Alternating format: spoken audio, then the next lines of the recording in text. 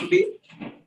We have Mr. R. Arulanandan. He is the Director of Ministry of Commerce and Industries. Thank you, sir, for joining us with us today.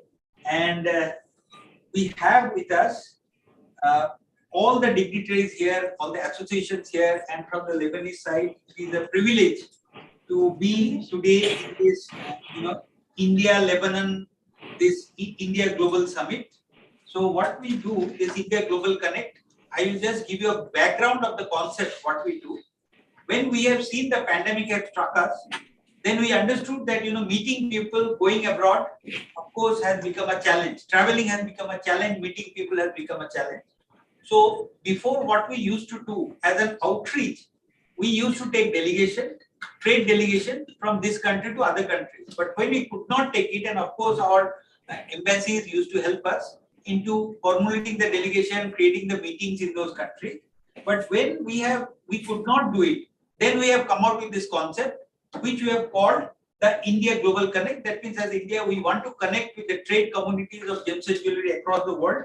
And that way, we have done previously some 7 global connects, and we are today the 8th global connect what we are doing. We have done with countries like Switzerland, we have done with countries like UK, we have done countries like Oman, we have done countries with Qatar. So like that way, this is now our 8th one with Lebanon.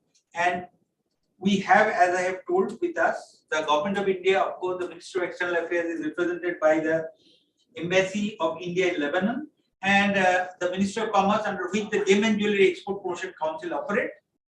We work under the Ministry of Commerce and Industries. Ministry of Commerce and Industries has some 23 export promotion councils under them of different commodities, and also Ministry of Textile has another 9 export promotion councils. So these are the promotion of the commodities happens to this export promotion council. And we have under Ministry of Commerce a division called Gem and Jewelry Division, and the Gem and Jewelry Division looks after the exports and the trade of gems and jewelry in our country. And Mr. Arulanandan represents the Gem and Jewelry Division of the Ministry of Commerce and Industries. So let us start today's interaction, this India Global Connect. And I am the Executive Director Sabyasachi Rai. As Gem and Jewelry Export Promotion Council, will give you a presentation to give a background of what we represent and how we represent.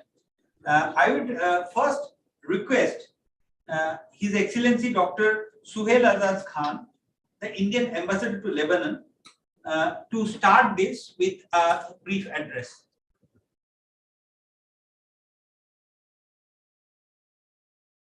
Good morning everyone in India, good morning everyone here.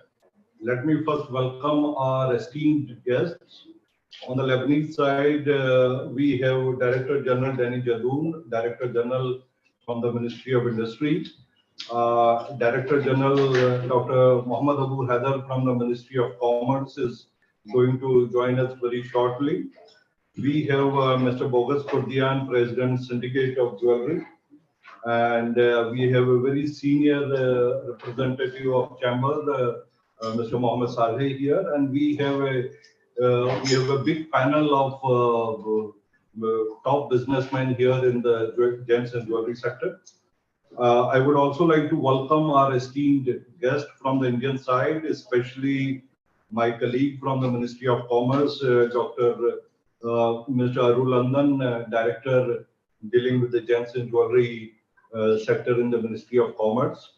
It's a great opportunity for us to connect between the Indian and the Lebanese side here today to explore the possibilities of expanding our overall bilateral trade, and especially with the focus on the gems and jewelry sector. All people present here in Lebanon are extremely keen to enhance bilateral relation between India and Lebanon, and the presence of 2 very senior Director Generals from the 2 very important ministries is an indication of a great desire from the Lebanese side to enhance our economic cooperation and the trade. And I'm sure the same feeling is reciprocated by the Indian side.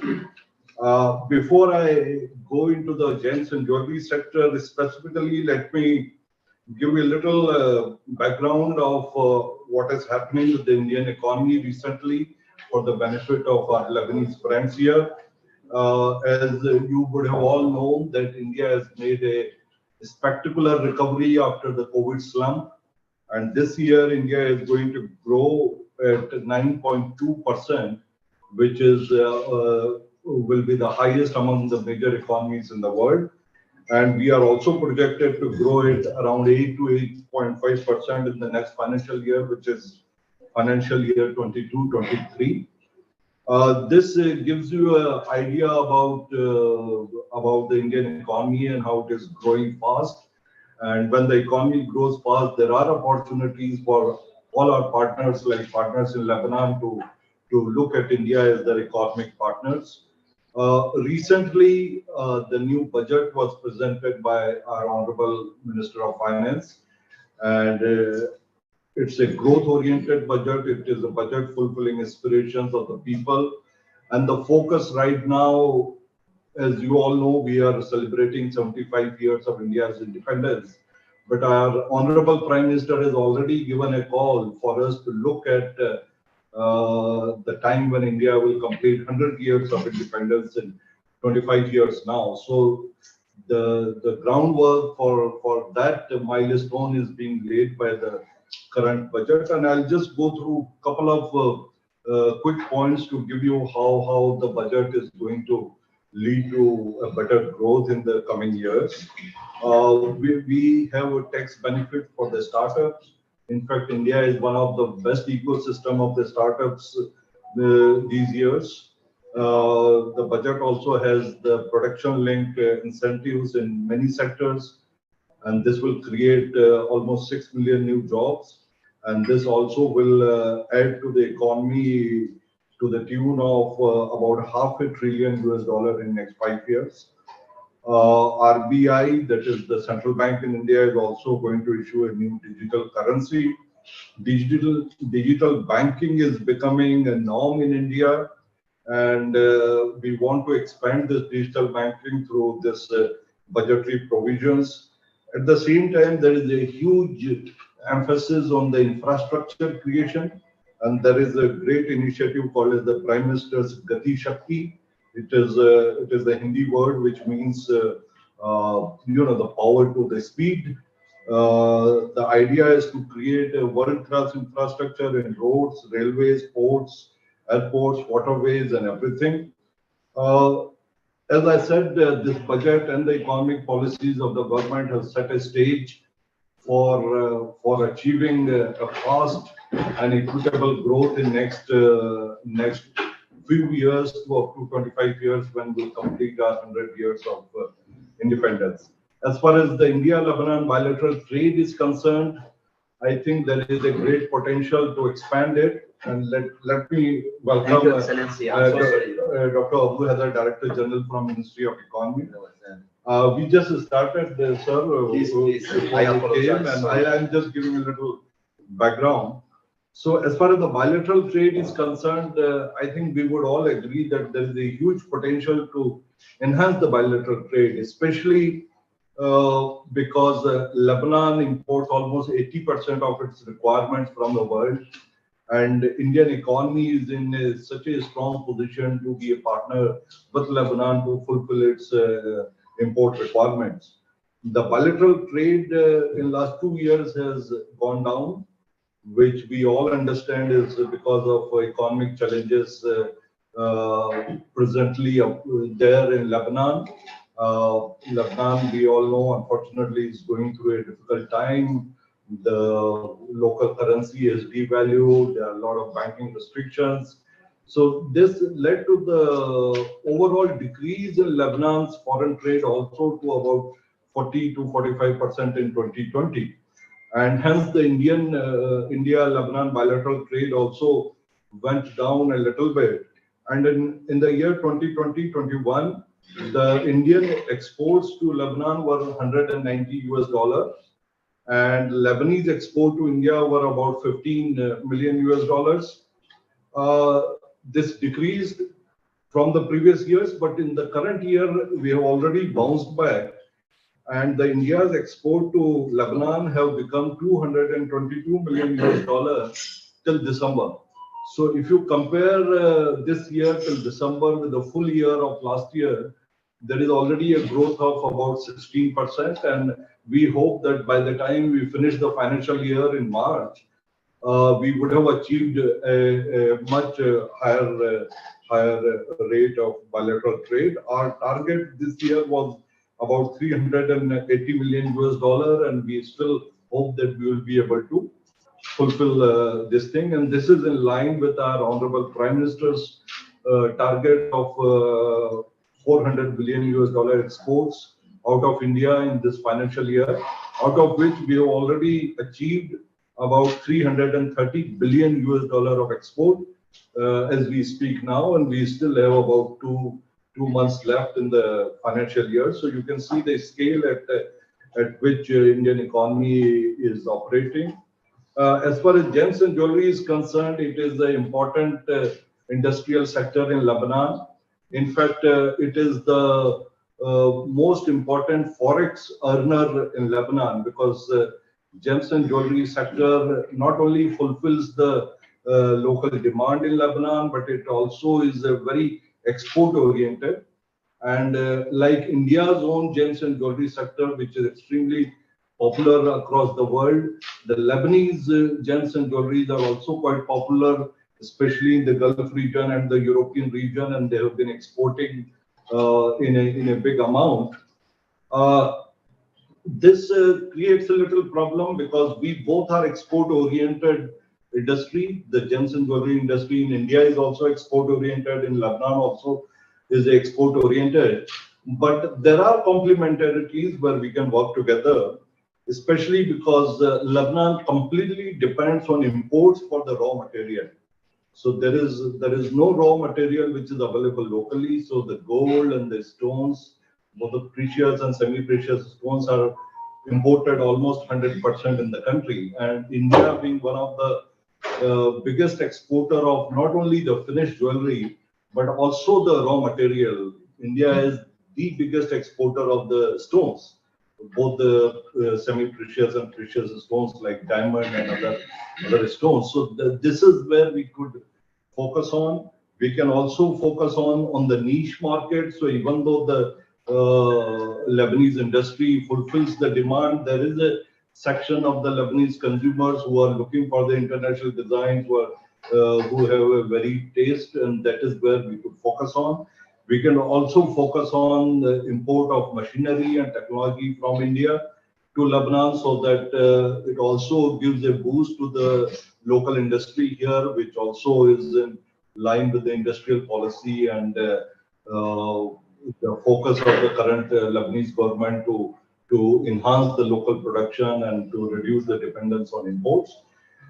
As far as the figures go, last year we exported 4.6 million US dollar worth of goods in gems and jewelry, and this year we have already imported about 6.4 million US dollar.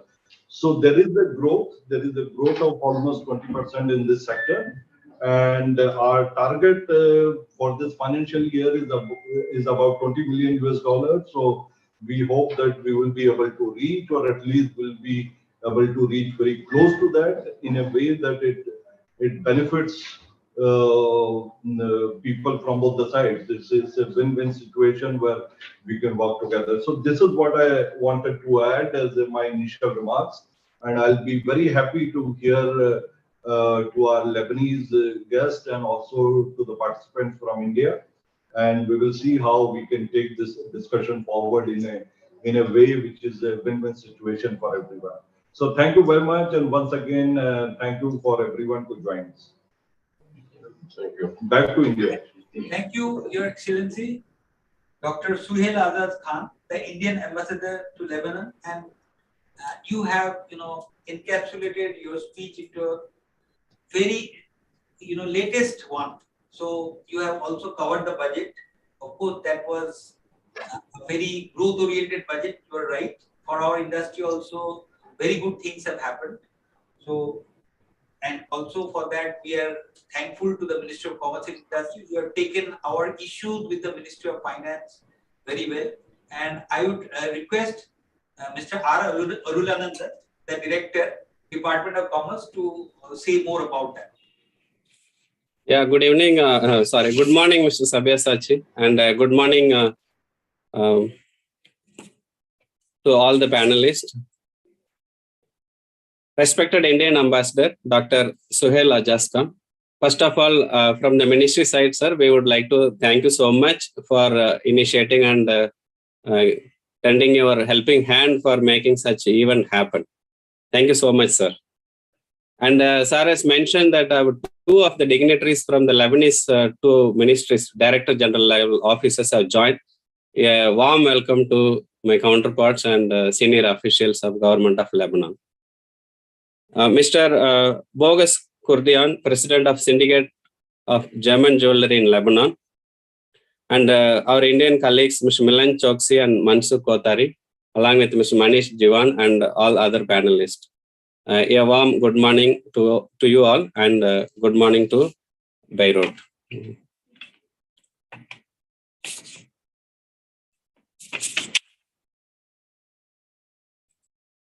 I have very few points to make, quick points. As we are all aware, the GJEPC, Gems and Jewelry Export Promotion Council India, has undertaken several such initiatives, from whether it is organizing virtual trade shows or even international physical shows and buyer-seller meets. And we are glad that such events are promoting for the trade and mutually beneficial for both the countries. As you are aware that India Global Connect is one of virtual initiatives which has been commenced by the GJPC, and I happened to participate in two of the events before, and it has been a wonderful platform to connect businessmen from both the countries. And you know, the cut and polished diamond is the major share. It has a major share out of the India's exports to Lebanon. And of course, our ambassador has explained the reasons for the fall of Indian exports and fall of trade. And I'm sure this achievements, such fall could be to a major extent arrested, and we will be poised for a better growth story in the coming days. And we also wish that the Indian exporters here will take note of specific requirements of Lebanese consumers and cater to their design and taste needs of jewelry. While Lebanon is a country with greater confluence of culture, and India having its traditional strength in German jewelry sector, such initiative would certainly help in meeting the minds. Fashion jewelry and lab-grown diamonds are emerging as sunrise sectors in India. I'm sure the business community in Lebanon would take note of it and benefit from India's strength on these two sectors, apart from the traditional sectors of Indian exports to Lebanon in German jewelry. And with this, I wish through this platform an effort has been made that by exploring ways and means of enhancing trade, and I'm sure that our bilateral trade in the post-COVID world will be increasing in leaps and bounds. And without taking your time and productive time, the business community to interface. And from the ministry side, we wish you all the best for the event, for the successful event.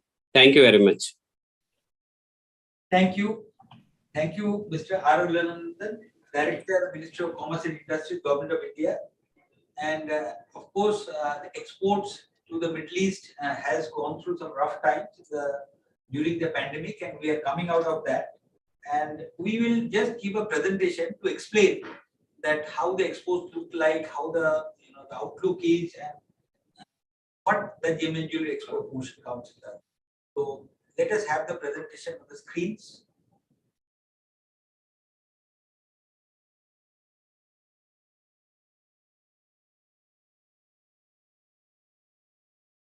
So India and Lebanon, before we go into India and Lebanon part, let us explain that what is the Gems Jewelry Export Promotion Council.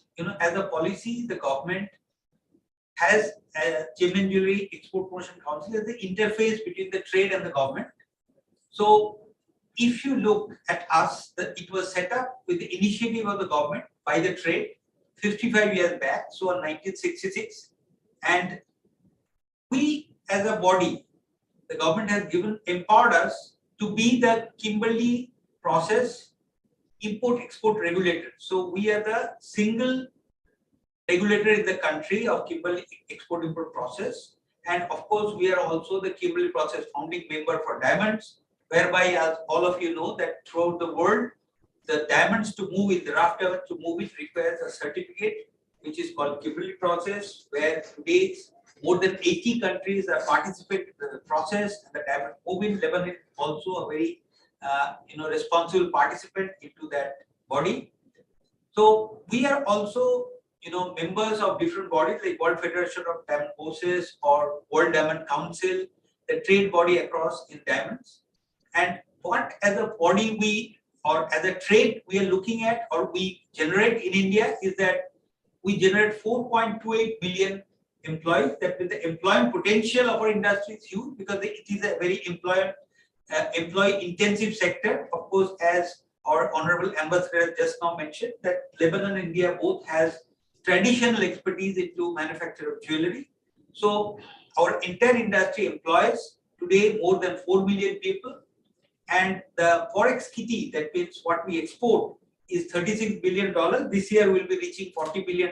Again, as the honorable ambassador has explained, that India has taken a very ambitious target of $400 billion of exports. Among $400 billion, we have been given a target of $41 billion by the government of India, and we most probably will be reaching there because this year the gems and jewelry exports from India is clocking 76% growth in the last 10 months what we have this fiscal year, and we are just next to the engineering and the petroleum, the growth in exports. So we will clock that $41 billion. We have already reached around $35 billion. So that way, and the infrastructure development, what we do, that as a Gem and Jewelry Export Promotion Council, as we told, that one of our jobs is to see that the back end of the industry also gets consolidated to the capability or the capacity building for the exports also happens.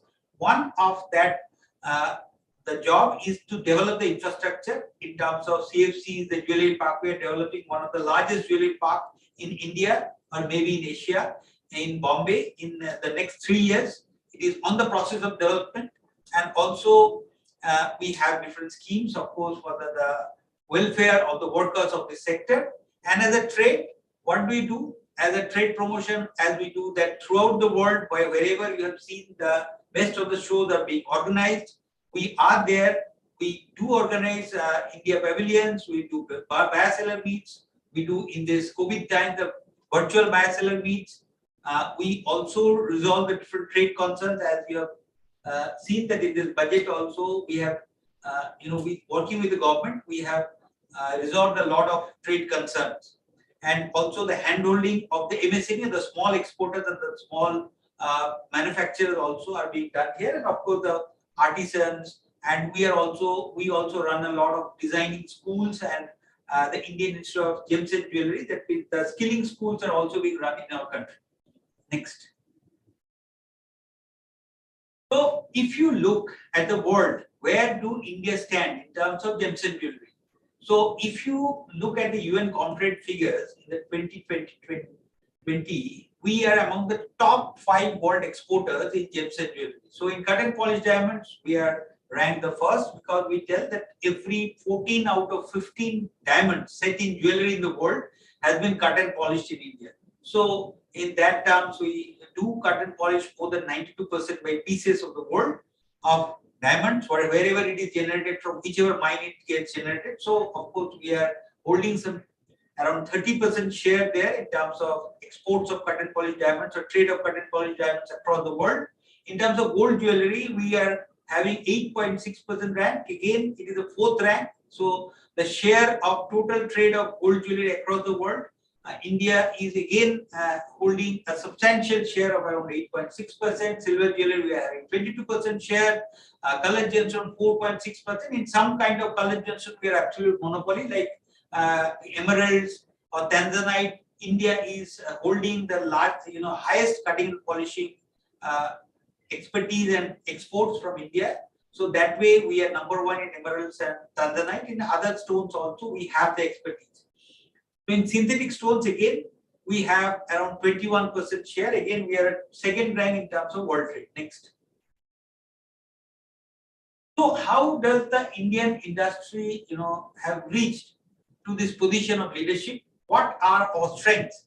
So if you see that India is not having any kind of raw materials in our country, whether you say the gold or the rough diamonds or the silver bars or the colored gemstone, we import the entire raw material from outside throughout the world, and then we process it here and then we export.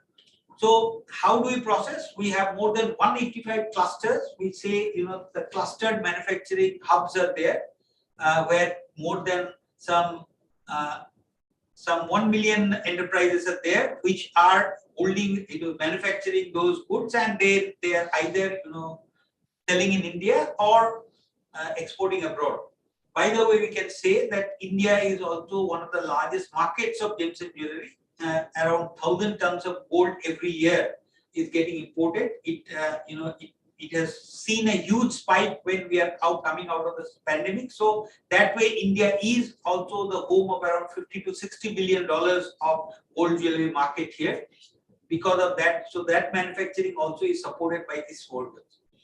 And of course, we have a strong B2B network. Another of the advantage what we have is that we have a very strong network of Indian entrepreneurs throughout the world, whether you go to Hong Kong, whether you go to Antwerp, whether you go to Dubai, whether you go to New York, everywhere you see there is a very strong network of Indian enterprises who are working as our front partners to distribute whatever we are manufacturing. And as we have told that India maybe in the world is one of the very few countries who are having the capability of manufacture of studded jewelry, manufacture of plain gold jewelry, manufacture of diamonds, colored gemstone, or silver jewelry. So this across spectrum skills of India in manufacturing, trading, and exports are very few countries in the world are having. Next. So how does the export look like in terms of WANA when you talk about Western Asia and North African countries? So in India, we differentiate between different regions in terms of the government outlook. So the Indian exports to WANA is right now it is $10.5 billion, and percentage share of Indian exports is 29.36%.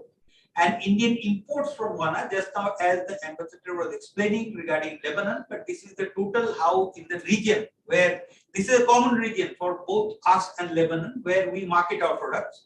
So how it looks like is that Indian import from WANA is $8.9 billion, where we export some 10.5 billion. So there is a trade surplus there, and percentage of share in India's exports is 16.39%. So if you look at the share of WANA countries into the total India's exports and imports, it is substantial. Because of that, this market is very important. And what we understand, our country is working very closely with UAE to have a free trade agreement, which will be a game changer in terms of the entire Middle East market or the WANA market. So that way, I think by this month or by the next month, India will be signing this FTA, where of course, as you see that one of the major commodities, what we import and export in WANA is gems and jewelry. So that way the gems and jewelry trade will have a great boost up into its exports and trade. So if you look at the total region, in the WANA region, which are the countries we have just shown in the right hand side, is that of course United Arab Emirates is working as a distribution zone there, mainly Dubai. So if you have seen that $9.4 billion of goods, are getting exported there, and this percentage share of United Arab Emirates is 89% in that big fat amount. So next is Israel, of course, because Israel, of course, imports a lot of diamonds from India. Then Qatar also comes, and Lebanon, as you see, comes, in the midst of that hip after Kuwait. But of course, the exports and import, the trade is not that much. which can improve, which can increase, because what we understand, Lebanon is also a powerhouse of skills in terms of making jewelry, and the raw materials, as I have told, that the synthetic stones, the colored gemstones, or the diamonds, India is a powerhouse in manufacturing, and that can be exported, which we understand right now Lebanon is taking through other trading centers of maybe Antwerp or Dubai, that can go directly from India, the raw materials in which you can process and you can export. Next. So India and Lebanon gem and jewelry trade, how it has gone. If you look at the figures, if you see the 18-19, it has reached the peak, that means $17.21 billion, and that time the imports also was $0.76 billion. So that from that peak it has gone down, of course, due to different reasons. One of the reasons may be the economic condition. So this is how it looks like. An Indian export basket to Lebanon in 2019-20, I do not want to expand. Just now, our honorable ambassador has already told. And of course, in that, cut and polished diamonds, naturally, and colored gemstone are the major products which we are exporting.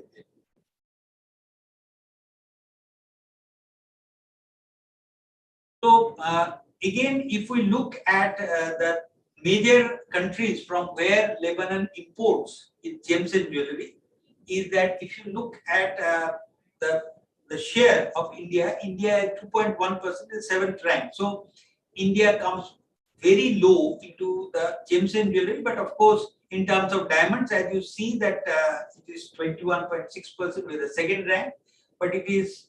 This is where I was pointing out that though India manufactures around 90% or somewhere in terms of value, it is some 65% of total world diamond production.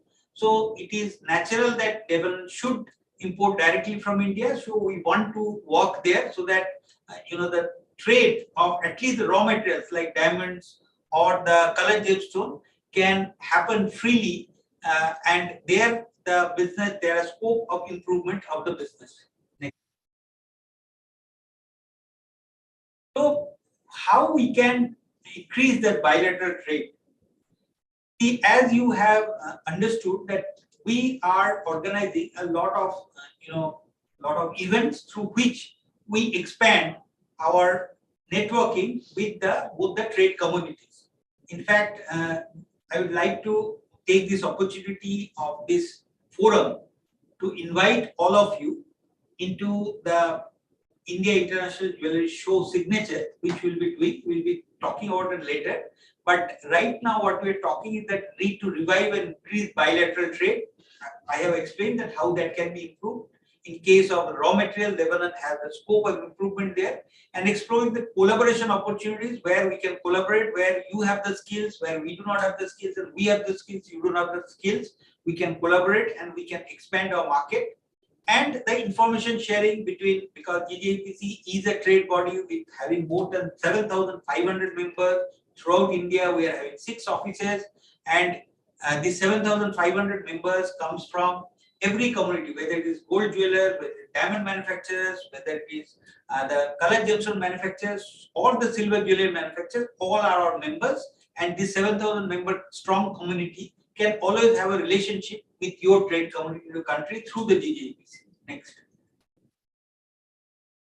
So this is the show what I was talking about. So I would like to invite all of you into this show. In fact, today also I have seen that Suzanne is there. Suzanne Eid is one of the Middle East coordinators who is helping to expand our base of contact among entire Middle East, including Turkey.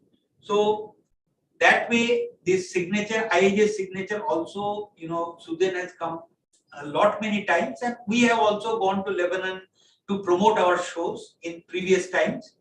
So this is the show which is happening from 18th to 21st of February in Bombay Exhibition Center in Bombay, the commercial capital hub of India, and of course one of the largest gem and jewelry hubs in the world. So we invite all of you to visit this show, and the invitation is open. We have a complimentary guest facilities also at the show, and we can talk about this after this presentation is finished and after this everybody's talk is finished. Next. So salient features of the show, as I've told, that 950 strong exhibitors are spread across 1,500 booths. It's a one very large show where you will have all kinds of manufacturing from India, whether it's diamond manufacturing, whether it's jewelry manufacturing, whether plain gold, studded, all under one roof. And also, currently the lab-grown diamonds are also showing a great, rally, so that those manufacturers also will be there under the same roof. And also, after this, we are doing a show in Jaipur. Of course, all of you have heard of Jaipur. Jaipur is a heritage city in India. And of course, for tourism also, a lot of people come there. We are having in May another show. There also you can come and as a delegation, and we'll be happy to host the delegation from Lebanon there. Next. So this is what we have. Just a very short synopsis about what is gems and jewelry and what is GJPC doing and how the trade in India is doing. And now, of course, we want to hear. Of course, we have already heard all what we have to say from the Indian side. You have heard the government, you have heard the Ministry of External Affairs, you have heard the trade, at least from the Gems and Jewelry Export Promotion Council. And I would now like to invite the Lebanese side to talk about themselves. To start with, I will invite Mr. Danny Gideon of the Director General of Ministry of Industry of Lebanon.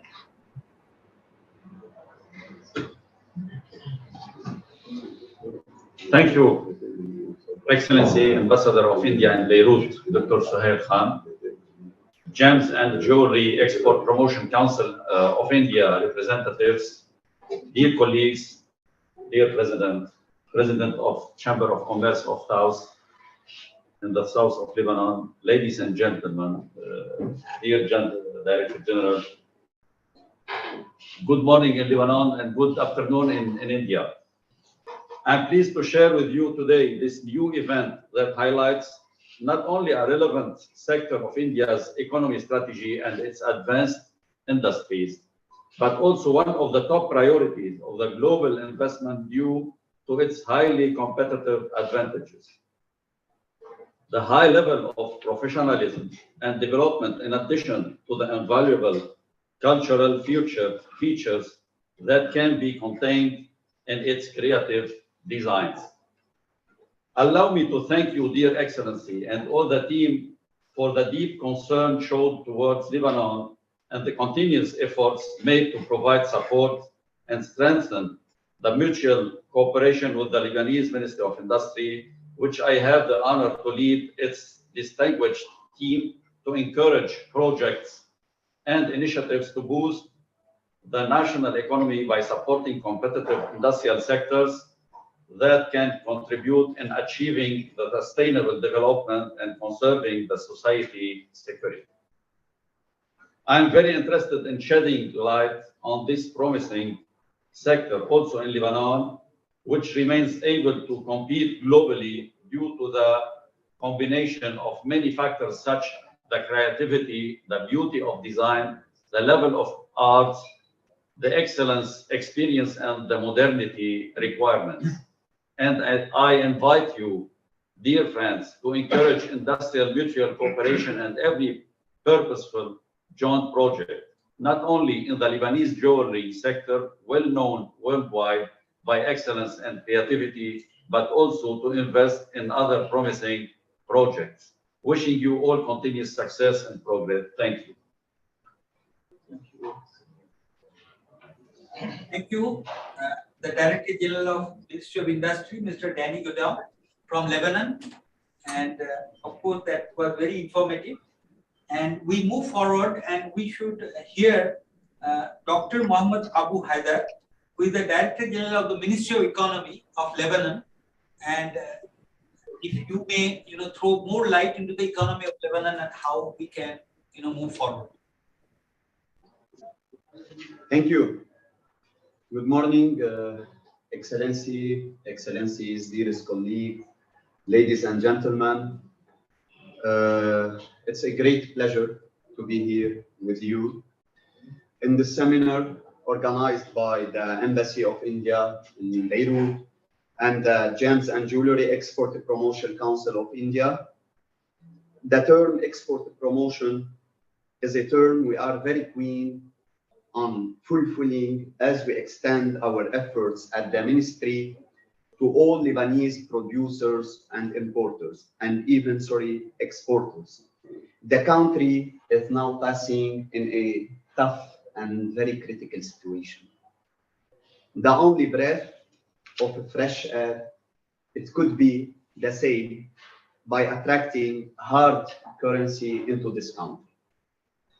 In fact, our objective is to enhance trade exchange with the classical and non-classical markets to successfully tap into every opportunity that Lebanon can benefit from to boost its trade relations.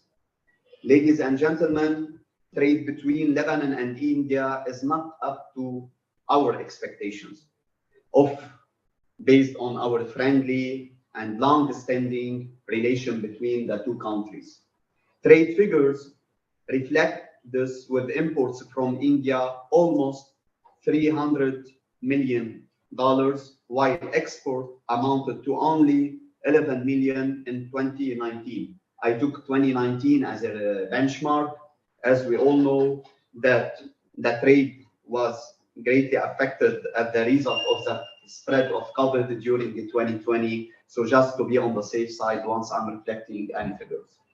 Okay, by the way, during 2020, the imports registering around $130 million and exports remain the same, unfortunately. So top imports include diamonds, petroleum oils, rice, motor cars, and medicines, while exports only include non-value added products such, with my full respect for sure, aluminium, copper waste, and ferrous waste, and some crafts. So this reality, in fact, calls for the need to engage in technical discussions aimed at exploring new potential products with the aim of both growing, even sometimes to think, as you mentioned, Excellency, in a win-win situation for our countries. So our presence here today is timely and important, serving as a base to this future discussion we wish to engage in, starting off with gems and jewelry that are products for which Lebanon is even very well known. I trust that this seminar will result in tangible recommendations to boost mutual exports and gems and jewelry, with hopes that seminars for other products will be held to explore the untapped trade potential between the two countries. Thank you once again for having me, and I ensure that the Ministry of Economy and Trade remain ready to support any initiative aimed at boosting economic and trade relations with India. Thank you, everybody. Have a fruitful meeting, and we're looking forward. Thank you. Thank you. Thank you. Yes. Thank you. Thank you, Dr. Haider. That was really, we also hope that our relationship grows in terms of economic relationship, the trade relationship grows, and there is scope of improving that relationship. And with this, I would request now Mr. Bogus Kurdian, who is the President Syndicate of Jewelry from Lebanon, the trade side, also we want to hear, so that let us see where we can collaborate to increase this economic output between India and Lebanon. I would like to hear Mr. Bokus Kurdian, President Syndicate of Jewelry, Lebanon. بداية أشكر سعادة السفير الدكتور سهيل أجازخان على هذه اللقاء، ومدير العام وزارة الاقتصاد الدكتور محمد أبو حيدر، والمدير العام لوزارة الصناعة السيد داني جابعون على حضورهم وحرصهم على تنشيط التجارة في صناعة المجوهرات. وتحية أيضا لنقابة تجار الصاغة والجوارجية، للنائب الرئيس فاسكين حديديان ومش عاطف نصولي أمين الصرف نقابة الصاغة والجوارجية، اللي هم من الداعمين الأساسيين لتجارة صناعة المجوهرات وتجارتها. وتحية أيضا إلى السيدة رنا زيتوني في القسم التجاري لإنجاح هذه اللقاء. وإلى كل المشاركين في هذا الاجتماع الذي يصب في مصلحة الصناعة والتجارة.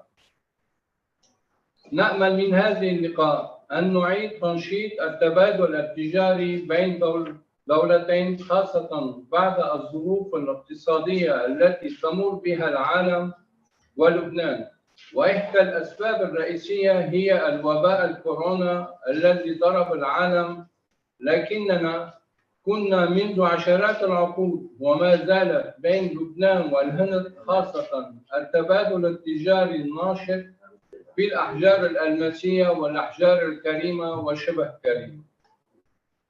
وأنتهز هذه الفرصة متمنيين على مديري العام وزارتي الاقتصاد والتجارة للتعاون والدعم للنقابة في خلق فرص جديدة لإقامة معرض سنوي لصناعة الذهب والمجوهرات، أن تكون دعم ورعاية من الدولة اللبنانية، وهذا ما يعزز تنشيط ودعم الصناعة اللبنانية والتعاون المتبادل بين الصناعيين والتجار، ونعمل إيجاد فرص عمل للشباب اللبناني خاصة في هذا القطاع المثمر والمهم. ختاما، أتمنى أن نوحد الجهود بين نقابتي المجوهرات في لبنان والهند من أجل خلق فرص تجاري وصناعي، وأن يكون بروتوكول تعاون بيننا. وهنا أريد كمان أن أشكر السيدة الكريمة سوزان عيد، الذي هي الجندية المجهولة لدعم التجارة، تجارة الأحجار الكريمة والشبه الكريمة، وفتح خطوط في المعارض إن كان في الهند أو المعارض الدولية. فحبيت كمان أشكرها لدعمها للصناعة وللتجارة. فأشكر الجميع وأشكر سعادة السفير والممثل دفة التجارة كمان. بعتذر. أشكركم جميعا وأتمنى النجاح الدائم وانطلاقة جديدة بعد الكورونا الأليم اللي أساء العالم ككل. شكرا جميعا لكم. Thank you, thank you. We'll have the translation of his speech by our colleague from the embassy, Rana. Good afternoon. Mr. Bokhis Kurdia would like to thank Ambassador of India to Lebanon, His Excellency Dr. Suhail Ajaz Khan, for this event. As well, he would like to thank the Director General of Ministry of Economy and Trade, Dr. Muhammad Abu Haidar, and Director of General of Ministry of Industry, Mr. Danish Dawn, for attending the seminar and their eagerness to strengthen the exchange trade and the industry of the jewelry sector. Thanks for Ms. Rana Zaitouni in the commercial section for organizing and making this business seminar possible. His aim from this event is to strengthen the commercial sector and the trade between Lebanon and India amid the economic crisis that we are currently in, especially due to the COVID-19 pandemic. Nevertheless, since the past years, the trade between Lebanon and India in this sector, especially jewelry and the gem, is still active. Mr. Bokhis is calling the traders to increase the cooperation, and especially in the jewelry industry and the precious and semi-precious stones, and to participate in exhibitions that will be held in India. Mr. Bokhis also, he is kindly requesting from the Director Generals, Mr. Danish Dawn and Dr. Muhammad Abu Haidar, to support the syndicate and to create new opportunities like yearly exhibitions in the gem and jewelry that will be under the patronage of the Lebanese government and the full support that will in return create job vacancies and more trade exchange. Last but not least, he is looking to activate this relation more and more.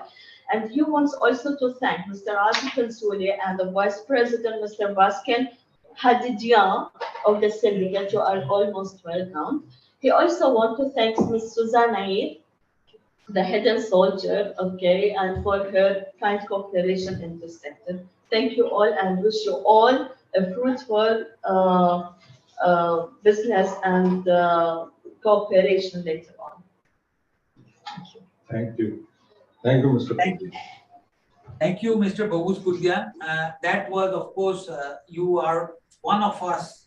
You are from the trade from gems and jewelry, and of course, in terms of gems and jewelry between India and Lebanon, of course, as you have also mentioned, that we are close, and of course, we can explore further relationships. And now I will go to the main section, which is the question answer section. That is the between the trade of India and between the trade of Lebanon. We have a very eminent panel, and this will help us to understand that what are the impediments of this growth and where we can grow. So we have with us today Dr. Linda Sultan, Mr. Atif Nasoli, Mr. Wael Ghazal, Mr. Patrick Abu Haider, Dr. Muhammad Abu Haider, Dr. Iman Kamali, Mr. Danny Gedau, Mr. Muhammad Saleh, Mr. Bogus Kurdian, and Susan Aid. This is from the Lebanese side. And from our side, we have Avinit Buchra, we have Rahul Johri, we have Mr. Manish Yuani, and we have Mr. Ram Tambi. So this is from the Indian side. And Mr. Manish Yuani is also from our board, from the Committee of Administration, which is the board of Gem and Jewelry Export Promotion Council. He heads the MSME panel, the small exporters panel.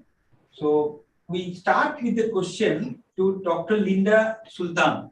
So if you can, throw some light on the imports of gold jewelry products in the country, and that means what are the type of consumers, what are the preferences of consumers in Lebanon, and based on that, what are the type of jewelry Lebanon imports? If you can throw some more light on which are the countries that you prefer. صباح الخير جميعا. ليندا سلطان مدير غرفة تجارة طرابلس والشمال. هلا أنا عم بجي شوي هيك دراسة عناوين. تقريبا بقطاع الذهب عم يكون في 50% مستورد من برا و50% إنتاج محلي. هلا للأسف بطرابلس والشمال عم تكون نسبة كثير قليلة، ببيروت عم تكون نسبة أكثر. الخام عم يستورد من سويسرا، عم بيكون جزء منه عم بيكون صاير جزئين، اول جزء تقريبا يمكن في يكون مكننه، ولكن الفاينل تاتش عم بتكون مش اوتوماتيك، مش مكننه. هلا يمكن معظم البضاعه المستورده عم بتكون من ايطاليا، من تركيا، من السعوديه والامارات. هلا يمكن ما عم يكون في مباشر مع الهند، لانه يمكن بيختلف الذوق اللبناني عن الذوق الهندي. نحن بنجيب تقريبا بدنا نستورد من الامارات، لانه شوي عم تكون الاذواق قريبه على بعض، وعم بيكون اكثر شيء العيار 18 او العيار 21. هلا انا بقول من هون انه بنحط بتصرفكم في عندنا ماشين بغرفه التجاره هي لفحص جوده الذهب والفضه. ماركه المانيه اسمها بروكر، فبحطها بتصرف معظم التجار الصناعيين والمستوردين، وان شاء الله بيكون هالسيمينار نطلع بريكومنديشن توصيات يعني ترضي الجميع، ومش بس حتى الاكس راي اللي حكيت عنها اللي بتفحص جوده الذهب، كل كل منشآت واقسام غرفه من شهادات منشأ، واذا حدا كمان مثلا مش مسجل قانوني، في عندنا نحن جهات اجنبيه ممكن تسجلهم سجل تجاري وتعطيهم رقم تجاري ورقم مالي وانتساب بغرفه التجاره ليقدروا يصدروا بضاعتهم. Rana, would you like to translate? Yes. Dr. Linda Sultan, Director at the Chamber of Commerce, Industry and Agriculture, Tripoli and North Lebanon. Actually, a quick survey she did, 50% imported and 50% exported.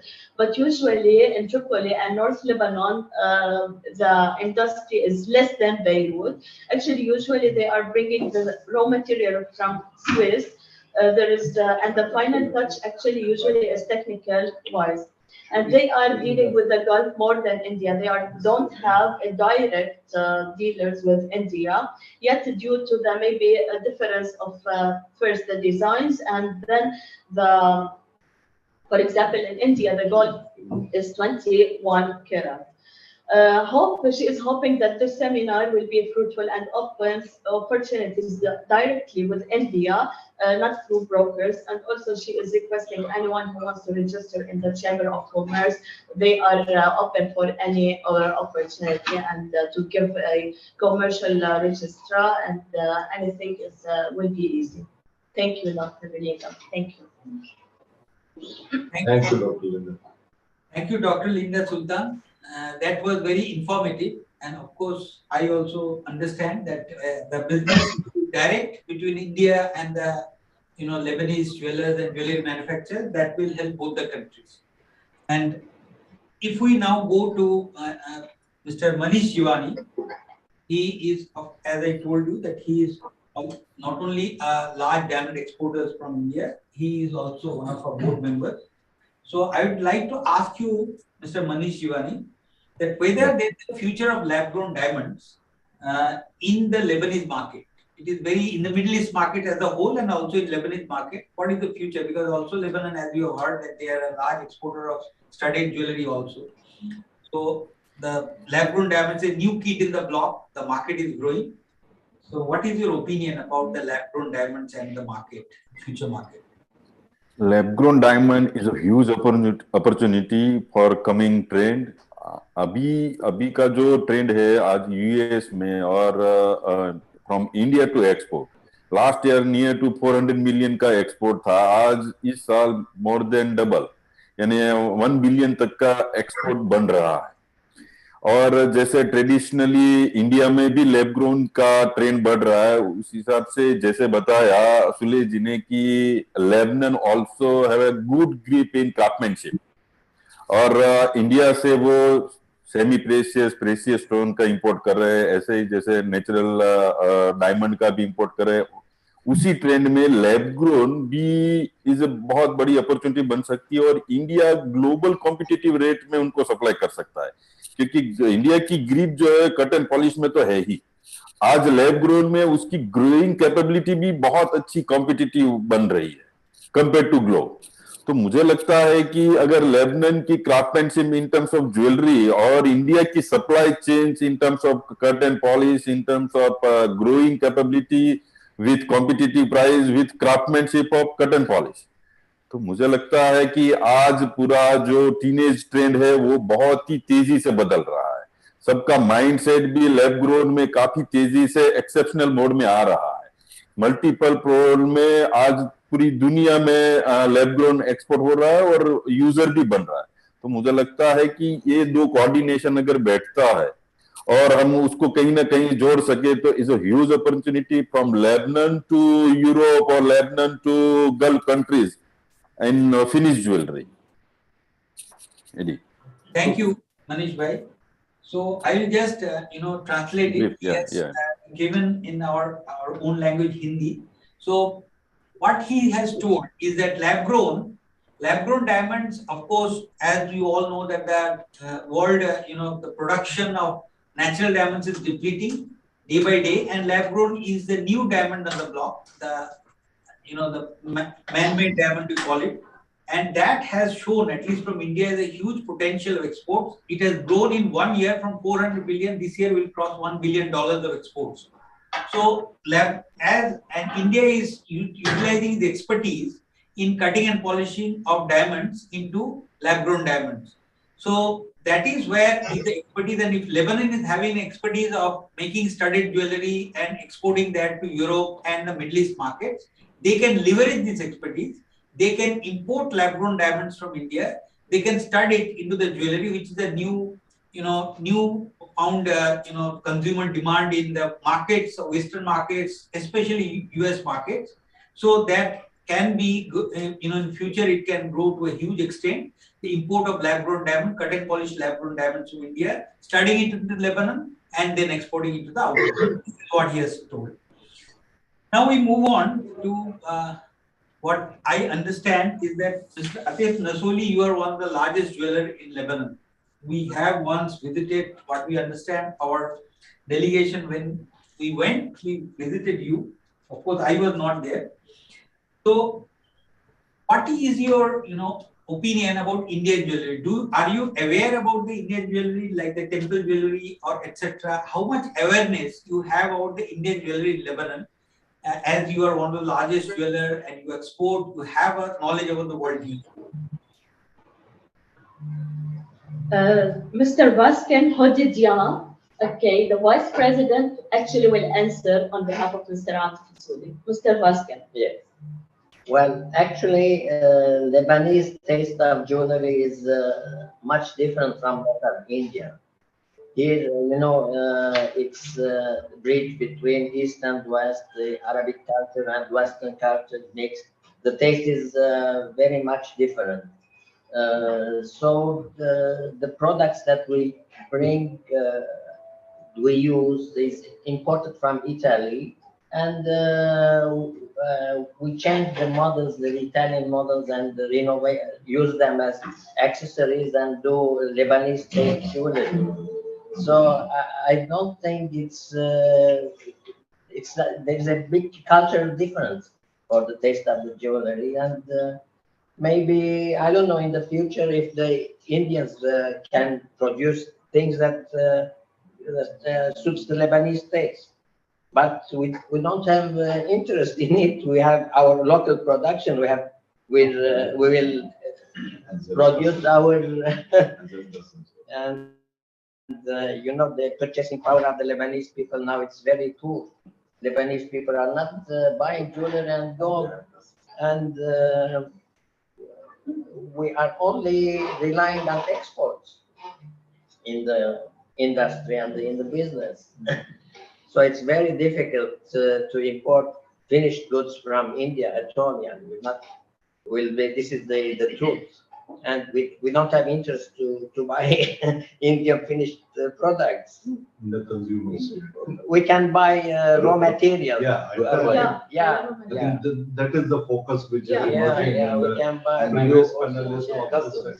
On jewelry, it's all it's not 5%. Yes, So it's a lot of money. Duty custom. Yeah. No, Maybe if India can help us and buy from Lebanese products.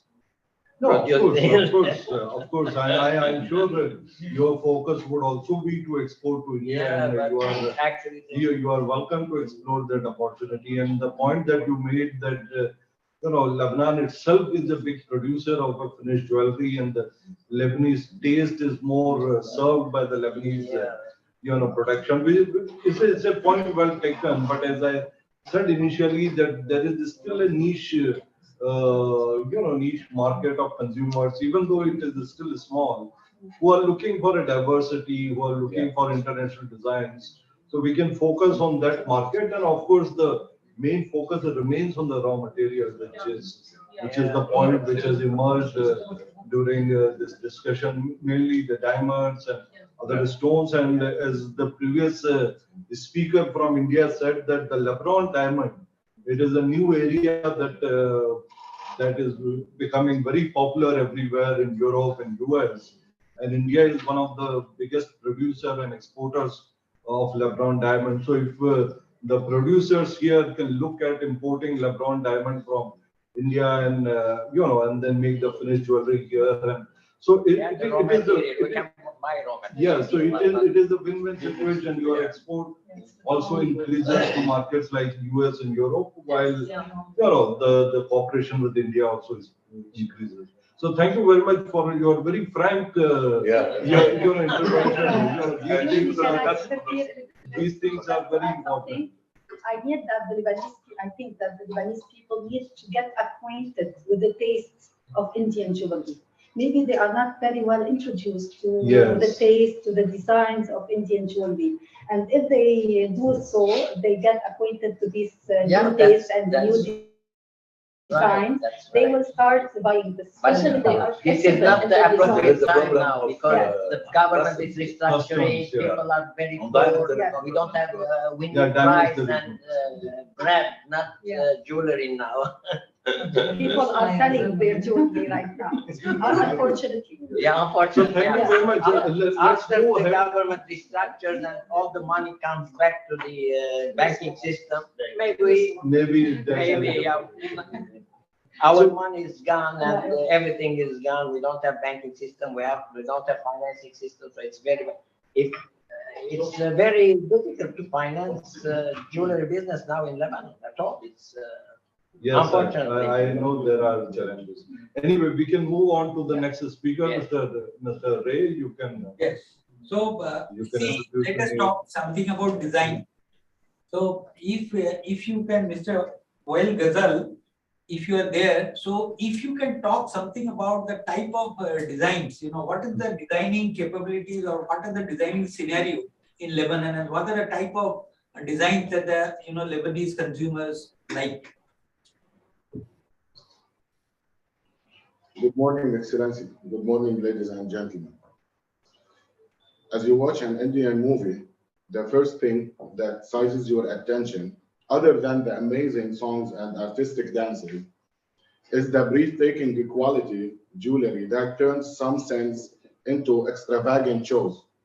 As a jeweler, I can't but admire the elegance of Indian gem and jewelry, which has managed to highlight intricate details in very tiny models.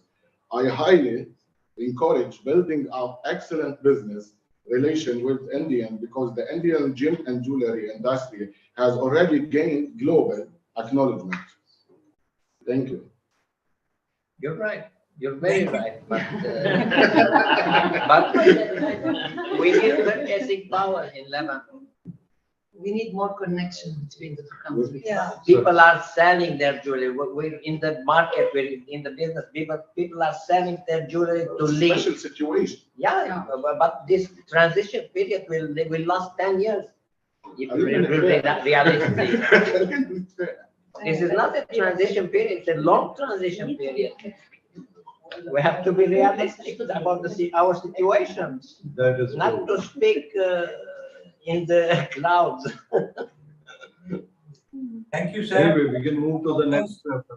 We can all, collaborate. In the trade world, it is collaboration which take you forward because there are strengths always in all sides. So let us collaborate on the strengths and let us move forward because in the end of the day, Lebanon and India has its commonality in the skills and the power to manufacture. So let us collaborate in that manufacturing power to move forward and try to find markets where both of our capabilities can combine together and find new markets. So I would like to go to Mr. Abhinit Buchra, who can you tell something more about the silver jewelry market, silver and imitation jewelry market, especially if we are here about the Lebanese market? Yeah. Good morning, Lebanon. Good afternoon, India. Well, silver jewelry market is a very booming market, and India is one of the finest and the biggest manufacturers of silver jewelry and imitation jewelry.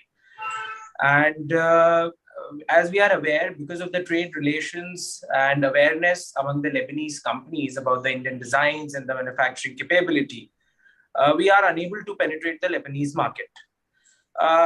This can be related to various reasons because silver was never being taken as that important, but silver is the new gold.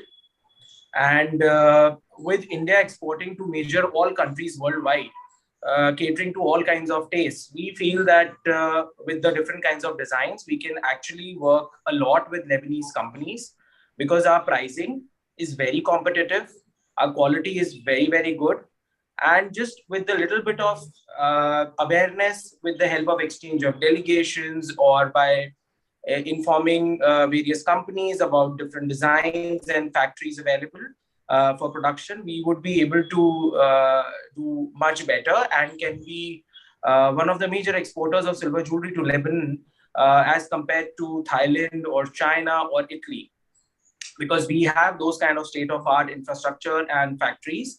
With Make in India, we can definitely supply all of that.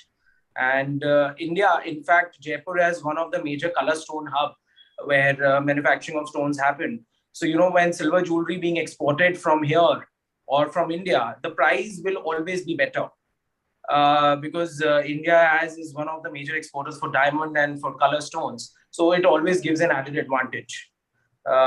With a little bit of effort with the government, with the help in some custom duties and all of that, and ease of banking transactions, because there is various problem with the LCs and all of that. If we work through LCs, bank don't honor. Personally, we have faced in the past. So, you know, it becomes very difficult, and more of Lebanese company rely on Dubai for working of these kind of like, you know, for import of jewelry and for silver specifically, because of the trade relations are much better there. And so if we are able to bridge that gap, I feel we would be able to work directly and not with our Dubai company. Thank you, Mr. Bushra. So then we move to Mr. Patrick Abu Haider. Can you just throw some light that we understand that, of course, Lebanon manufactures a lot of diamond jewelry and they source it from India, the diamonds. So if you are sourcing the diamonds from India and then you are manufacturing jewelry, where are you exporting? What are the export markets for Lebanon currently of the diamond jewelry? Hello, everybody. Lebanon and India have historically great relation in diamond. Lebanon has imported in 2019 more than the volume of $300 million in diamond.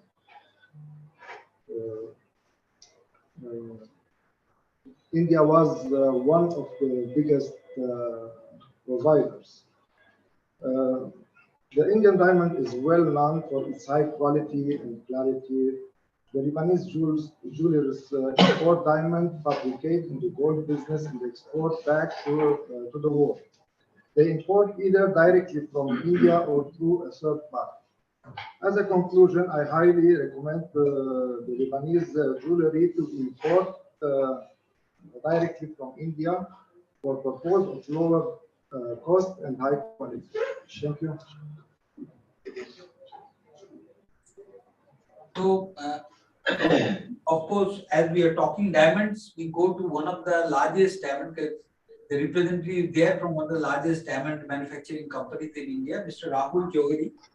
So, what is your experience, Rahul, about Lebanon and the type of diamonds what we are exporting to Lebanon?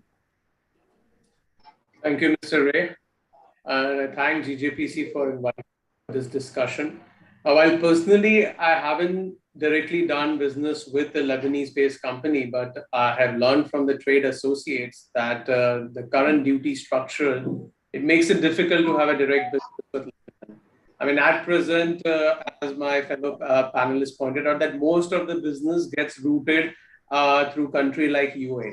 So a favorable duty structure could really open doors for a direct trade relation between the two countries, you know. I mean, we've heard it during the discussion that Lebanon is keen to import diamonds, and they have been importing, but in the recent time, for certain reasons, because of the economic challenges, the trade has gone down. But if favorable structure is put into place, I think the bilateral trade can definitely increase. Lebanon not only had a rich culture and very jewelry heritage, but it's been even home to some of the innovative jewelry artists like, you know, Salim Nusaina, Mukhi sisters. So I think there can be a collaboration with the exchange of talent and our skill sets. We can definitely increase this. I understand the concern is that with the current situation, Lebanon wants to produce locally and give employment. But I think together we can make it a win-win situation. It won't come out as a threat to the local employment. If I come in just for a minute, I think the point you made for the custom duty, as far as the diamonds and exports are concerned, I think Lebanon has a zero custom duty, and this is from yes. all the On the countries. jewelries, So on the jewelry side, we have a 5% import duty, and there is a VAT of 11%. Of course, diamonds, there is no duty. Yeah, but yes, finished jewelry has a custom duty, and in fact, which is going to increase this year. Yeah, the new budget is going to increase the custom duty on all the product on all the countries. So there's nothing against India. No. But this is the trend here, and this is one of the steps government is taking to overcome the current economic challenges. Yeah. But yes. The diamonds, the custom duty is zero, and our export of diamond from India to Lebanon this year is about $6 million. But their overall import from the whole world is, as Patrick said, at least in 2019 it was $300 million US. So $300 million US is your global import of diamond, which of course you use and then re-export it as part of the finished jewelry. So you are importing $300 million, but you are only importing $6 million from India. So now there is this big gap that we need to look at fulfilling, because the Indian exporters can fulfill your requirements at a much better pricing. So as you rightly said that we should look more at the Indian suppliers, and also we should look at more Indian suppliers directly, because many of you are getting the Indian supplies through the intermediate in the Gulf. Now, if you do a direct business, again, it's a win-win situation. Your price will come down, the commission or whatever the cost of the intermediary is there will go down. So I hope that with everyone's keenness here, if you are importing say $300 million US of diamond every year, or even if it is gone down to say 200 million, so out of this 200 million, at least 10 to 15% should come from India. At least 20-25 million US should come. 40%. Yeah. So if this is the target that we keep in mind and to work for that, I think then we have we have at least broken a major psychological barrier and to go ahead. So this is what I would urge all the importers here to look at importing from India, whatever is your requirement. Of course, the requirements would have gone down due to the economic crisis, but whatever you are exporting, even if you can, source is 10 to 15 or say, as you said, up to 40% from India, it gives us a very good roadmap to work for that. I'm looking to open a buying place in Surat. Okay, fantastic. Fantastic. Okay. So this is what I will ask to have the rules. No, definitely, and the Export Promotion Council will be very happy to help you in establishing your office and Surat for the buy. Yes. No, that's a very good thing, and I'm sure our colleagues in Delhi will be very happy to help you. Maybe if we do joint ventures and we open the factories here and we polish the diamonds here in Lebanon. No, this will never happen because we don't have the. No, they will send the factories and we will create jobs here. Okay, so this is the factory and you send the raw material. We will polish it. Please, Mr. Ray, you want to say something on that? Yes, this is a revelation, because in the end of the day, I can tell you, and of course Susan is there. You can also hear from her. See, we are there to host. See, as a council, we do not do business. We are a body of business people, so we can always host you. You can use the platform, and we are inviting you. Come here. We will host you. And we will show you, like just now where we are sitting in a place called Bharat Diamond Bourse. It is the largest diamond bourse in the world. You know what is a bursa? So every kind of diamond throughout the world, the largest trading is happening here. So why don't you come here and see? After that, it is up to you, because of course these diamond bourses, whatever the central diamond distribution is here. Then they distribute to Antwerp, then they distribute to Dubai, then they distribute to Hong Kong, from where you buy, we understand. But you can always try to create a direct relationship, and we will help you to have the platform, use our platform to have a reach to those manufacturers who are manufacturing these diamonds and trading it through these trading centers of throughout the world, including Europe. So this is one of the issues what I like to ask Dr. Mohammed Abu Haider, that if we give you the platform just as a meeting platform, see, you are a business people, you will weigh your options, and based on that you will take a decision. That is a different thing. To buy diamonds. So what is your your opinion about enhancing this direct relationship between India and Lebanon in terms of diamonds? It should be enhanced.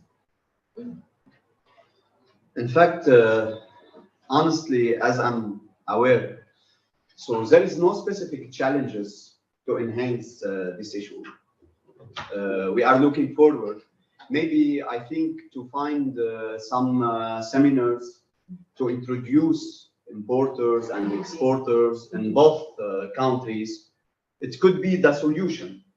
Because, frankly speaking, there is a lack of information and awareness about the Indians part of this. Honestly speaking, this is as I know. I'm not.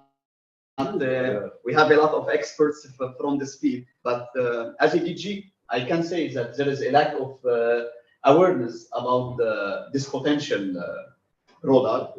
So that's why I think some seminars between both of them, it could be, and I'm sure it will help. Yes, a lot. And for sure, as you mentioned, we are looking forward for sure to maybe organize some trade shows, conferences, congresses, whatever. So in order to enhance these experts, and for sure, my dear colleague Mr. Jadon has fully, has already support all this mechanism, and I'm in front of him about this issue. So, but we're looking forward at the end, as I mentioned during my speech, we need fresh dollars. We have to be very. We are in a critical situation. Our GDP falls down from $65 billion to $20.8 billion, and unemployment rate very high. Lebanon, before 17th of September, 86% from daily usage are imported. So that's why we say we are in economic crisis due to the dollarized system in Lebanon. So if you want to support this mechanism, if you want to support some industrials still believing in Lebanon, we have to support them. We have to enhance our exports in order to get the raw materials dollarized in order to improve the cycles. We have to be very honest with it. Yes. This is that. Thank you. Thank you, Mr. Abu Haider. Your point that there is no constraint, I think that is very encouraging. But at the same time, you have very rightly said that we need to know each other much better, and this is the gap we are trying to fill today in a modest way by organizing this webinar, and we should organize these kind of interactions much more. And I will be very happy with if Mr. Kurdian can take a delegation to India and participate in various upcoming events. And I am sure if you organize events here, the sellers from India would also be very happy to come here. And I think the information gap is what we need to try and fulfill. Thank you, Mr. Abu Haider, for your intervention. No, thank you. It's always, we are very happy to know this, and of course, as we are told that we are there to increase these business relationships, and of course, every country passes through hard times. Dr. Haider, I can tell you that of course we have also passed through very hard times, and of course with the will of the people, with the hard work of the people, everybody comes out, and we all will come out. Of course, as you are telling that, yes, the helping hand is always there.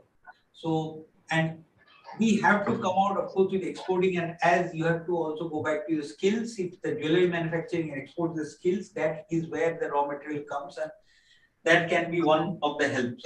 So, Mr. Ram Tambi, who is here, based on this discussion, what will be your suggestion, Mr. Ram Tambi?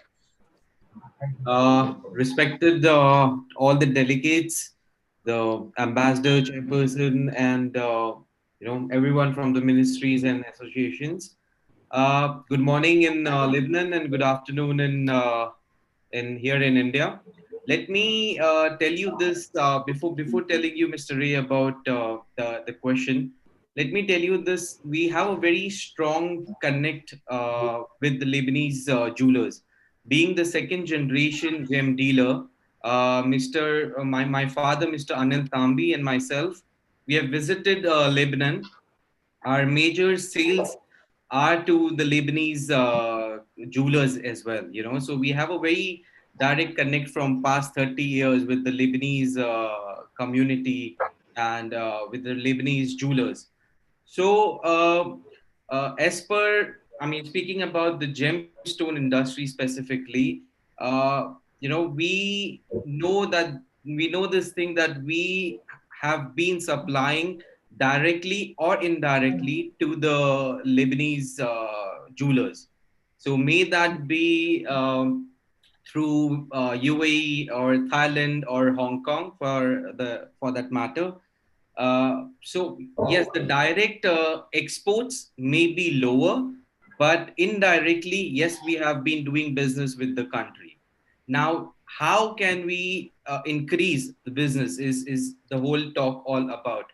So, a couple of issues or concerns that why other countries it's easier for routing our stones or jewelry is because a small reason like visa issues, right? So getting in Thailand or going to Hong Kong, or for that matter, if you have a visa, valid visa of US, and going and visiting entry in UAE is much easier. So, these countries, UAE, Thailand, or Hong Kong, have made themselves very open to the market. Similarly, what I believe is if we open small, it's a very small concern though about visa, the ease of business increases.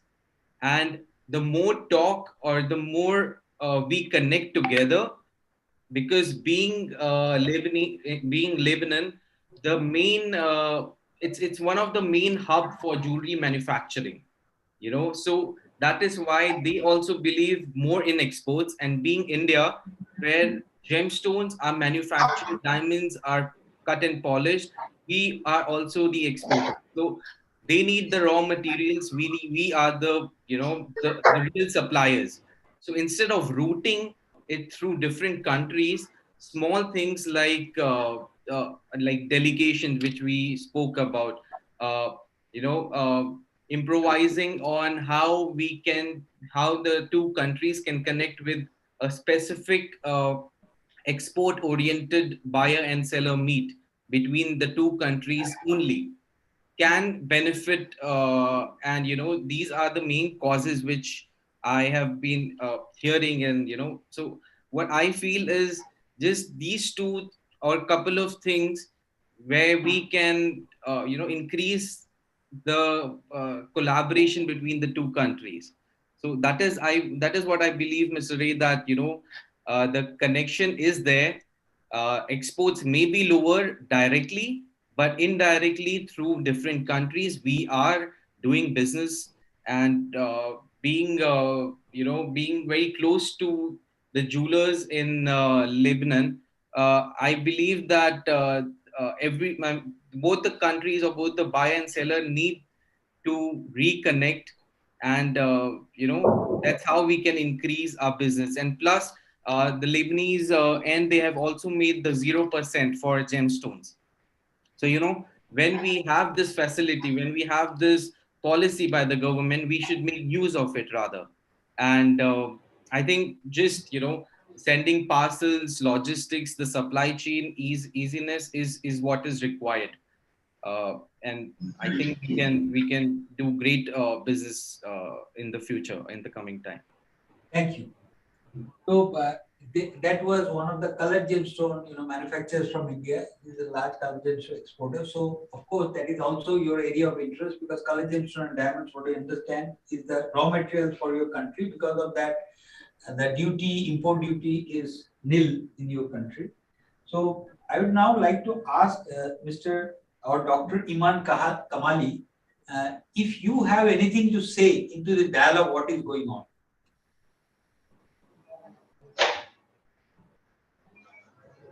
Yes. Yeah, Okay. please. So good morning, everyone. Good morning, dear Excellency, Dr. Suhail Ajaskan. And thank you for your efforts and the efforts of the Embassy of India and Gems and Jewelry Expert Promotion Council of India for organizing this important event. And I'm quite sure that the future will be more glittering and there will be more flourishing collaborative relations in this field. Actually, Lebanon has always been on the forefront of jewelry making and is traditionally known as the region's goldsmith. The jewelry industry seems poised for a glittering future, and the appetite for jewelry has always been voracious and is now voracious more than ever. As every industry, everything is likely to change and to grow, and the same for the industry of jewelry. So we have new fashionable trends that are very exciting, that may rejuvenate the classical trends and add a kind of modern twist to it. If I want to think about what are the most important or the most trendy fashion of nowadays regarding jewelry, I can cite pearls, first of all. They are very classic and they never go out of style. You can wear them, like ladies can wear them anytime. They are timeless and they can fit with any kind of outfit combination. Other things we can cite are the chains that are very fashionable these years. And we can see that ladies are likely to wear more than one chain. So the more they wear, the better it is.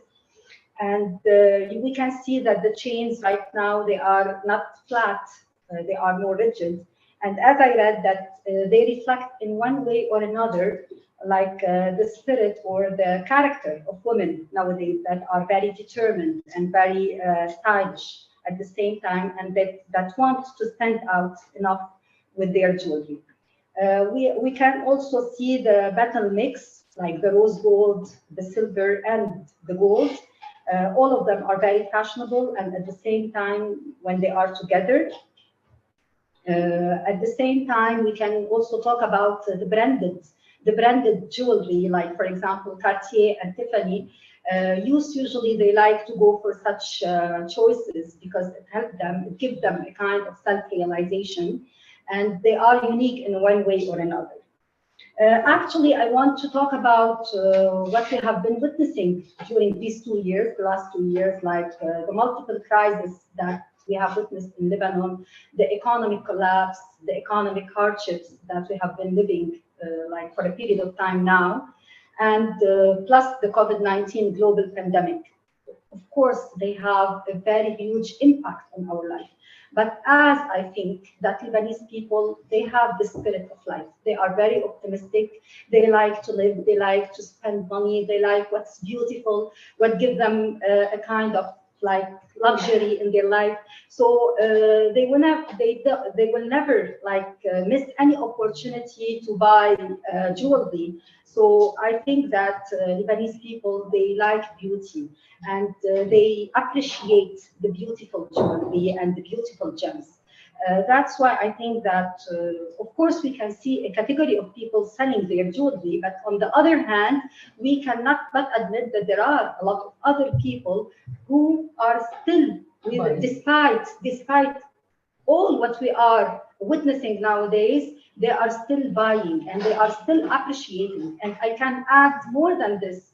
Like if we go back many years before, we used to think about gold that it's an investment. So you buy gold just because in case you face any hardship, any financial hardship, you sell this gold and you can have some finance, some money in your hands. But nowadays, I think that people, they appreciate the beauty and creativity in jewelry more than the weight of the gold inside.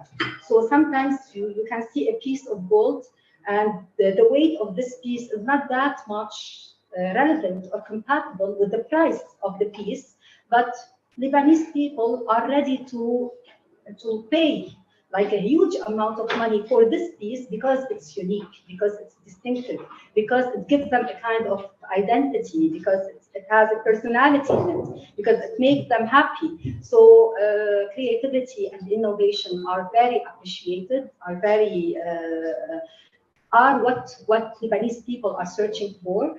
And I think that the gems and the stones in India are a very good choice, and of course will be like so much admired by Lebanese people and Lebanese clients.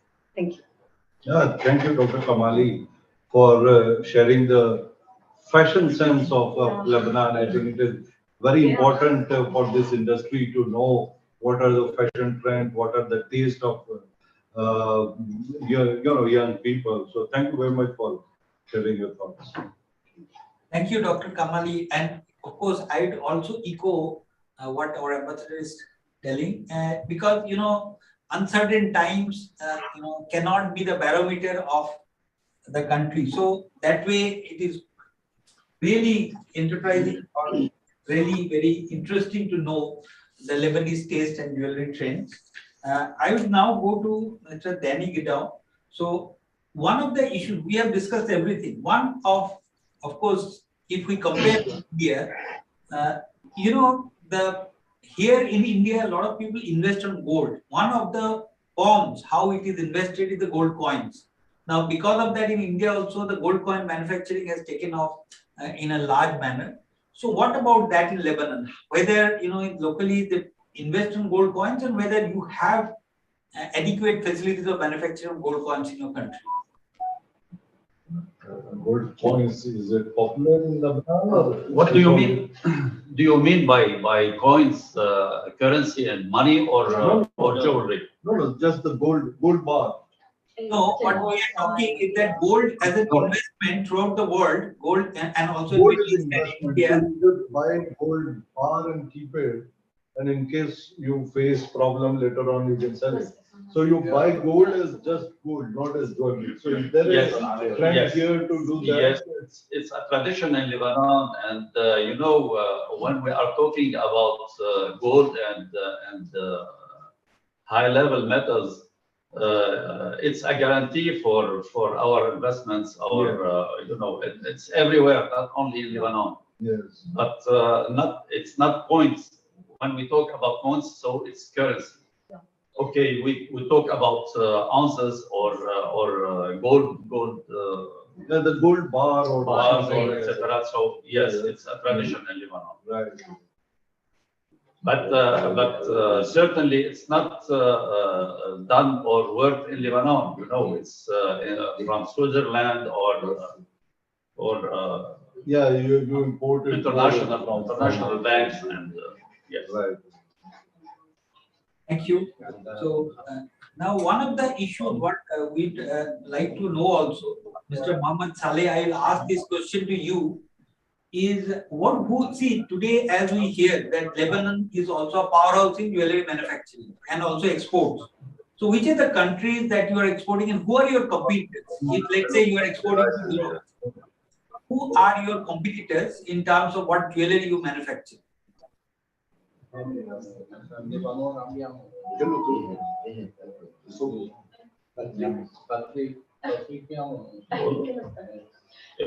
Actually, I will on behalf of Mr. Mohammed Saleh, actually, I will narrate this. The jewelry and gem sector is considered to be a major sector that the Lebanese economy depends on, and around 30% is the percentage of exporting the Lebanese industry. This goes to the prospering jewelry industry and the huge demand. And all is due to the many reasons, such as unique designs that is created by the Lebanese designers, and they are using the latest developed techniques in their industries. And the cheap labor in Lebanon compared to Europe, to European countries and USA. The major importing countries is the Gulf, and after that, the USA. And due to the non-secured situation in Lebanon and the small number of population, many of the Lebanese industrialists had shifted to the Gulf market. On the other hand, regardless the presence of the international brands from the jewelry and the Lebanese market, yet the Lebanese designs are considered to be and are able to compete the Latin, which is reason and also in a reasonable, affordable prices, and they are considered also to be more attractive and unique. Thank you, Mr. Muhammad Saleh. A brief about the jewelry sector in Lebanon. Thank you. Thank you, Mr. Saleh. Mr. Saleh is one of the most senior businessmen in Lebanon, and he is chairman of a very important chamber. Yes. He's a man of few words, but he's a man of action. So your presence itself is very important here, sir. So and thank you very much for your thoughts. Yes, thank you. Thank you, Doctor, because we also have done some homework. So what we understand today, whoever are there in Lebanese side, all are who is who of the Lebanese jewelry industry that we have studied and we have found out. So thank you for having such a good delegation on the Lebanese side and getting them congregated. And now we'd like to hear from Suzanne. Suzanne is not, in the Lebanese side today. She should be on our side because for the last 15 years, she is working with Yemen Jewelry Export Promotion Council. And not only that, of course, her magazine, the Collection magazine, is one of our great, trumpeters of the Indian jewelry. So thank you, Susan, for such a brilliant relationship. And also she is a window to the entire Middle East jewelers. So she has helped us to make a foray into the Middle East with most of the well-known names in the Middle East and all our buyer-seller, which she is the prime one who comes with delegation. So Susan, I would like you to brief about this relationship, about Yemen Jewelry Export Promotion Council, what we do, and how your side, the Lebanese side, can take help of it.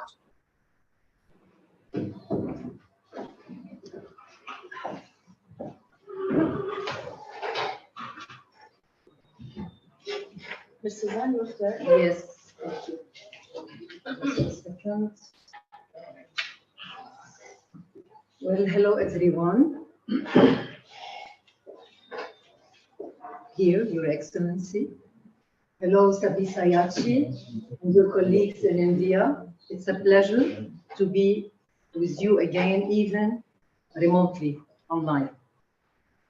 In fact, yes, GJEPC is organizing various jewelry events regularly. You have been doing so since many years now. Even during the lockdown, you have organized virtual buyer-seller meets and seminars in order to maintain the industry professionals in touch and to exchange market insights and also to attend demands, if any. Here, I must acknowledge that you as a council are one of the most active and creative jewelry boards, investing too much time and effort to always deliver quality projects and events, be it inside India or abroad. Your target may be to push your jewelry exports and widen your markets, but in my opinion, you are doing much more as you are providing benefits and business opportunities to all the industry players.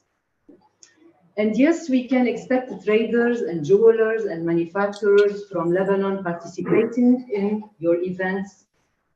As you know, through our work together over the years, I have welcomed in the delegations a number of important companies and jewelers from Lebanon. They have joined the shows, workshops, BSMs that have been conducted in Bombay, Chennai, Delhi, Jaipur, Hyderabad, and lately in Dubai. Yes, we can expect to attract even more Lebanese jewelers, traders to the upcoming events, but this requires both parties to take the time to really connect in order to build trust and understanding and cultural connections. It's important to keep channels of communication open with each other. This enables you understand the goals and objectives of the Lebanese jewelers and also the types of services they demand from suppliers. Let me point out some characteristics that differentiate the Lebanese jeweler from the rest of his equals in the Middle East, which is the area of my operations. The Lebanese jeweler has always been the designer, trendsetter, and manufacturer for all the surrounding area. The Lebanese jeweler is particular in the way he sees jewelry as a reflection of the country's civilization and opening on both East and West. His inventory comes most of the time from multiple suppliers. He is a great traveler and explorer, always in search for the best material and the best quality-price ratio to enable him to provide the best to his own clients. Of course, he is also willing to reduce the level of business risk. Therefore, his buying decisions are based on measurable market trends. So in order to attract more Lebanese jewelers to B2B meetings and events, interact more with them, listen to their requirements, study well their market need so you can offer tailored solutions. Promote your activities and events to Lebanese jewelers and make them at their reach. And once trust and understanding are built, the mutually beneficial business relationships will eventually follow. Thank you. Thank you very much, Sudha. Thank you very much. I think you have made some very, very valid points. Yes. Thank you very much. We take note of it and we are very thankful to you for doing this for last so many years, trying to build connections between the two sides. Mr. Ray, with your permission, I'll give the floor to Dr. Ali Misri here. He's a very prominent businessman, great friend of India, and would like to just hear a few words from him also. It's always encouraging to hear from people like him. Dr. Misri, you would like to say a few things. Thank you, Excellency, for inviting us for this conference. And we hope, how everyone thought, that this business between India and Lebanon will become more better in the future. As I listened from Mr. that the economic in Lebanon, as we know the situation, is very terrible, yes. But that's not mean that we should stop to do business and to cooperate with India. There is many manufacturers there who have already connection with them. They send us many designs, as you say, the raw material we can import from them. And how I think, after I listen all of them, we have a big opportunity as Dubai import by millions of dollars, and most of Dubai who control the business of gold and diamonds, Indian people. As we say, the situation in Lebanon, it's all about equality. That's why we not run very fast.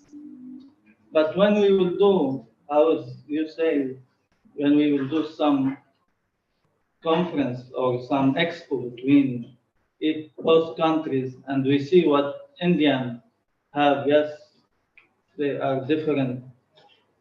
They have different models, and they test about gold and diamonds are different than us. But we can have a good chance if India will enter in this business more and more in Lebanon, as Dubai do and many other countries. I want to thank you for inviting us for this conference. And Ms. Rana, thank you very much. Thank you. Thank you, Dr. Thank you. So I think this was a very, very informative session, what we have. And of course, as we all heard, that India and Lebanon to $300 million business, so it's not a small business. We're looking forward to that. So what we have understood today is that we are looking forward to doing more business, or rather, increase the direct business between the two countries in terms of gems and jewelry, rather in diamonds or colored gemstones. And if we are looking at that, so we need to increase the interaction. That is what speaker after speaker has told, that we need to know each other much better. The two business communities has to talk among themselves to find out this opportunity, how to do direct business.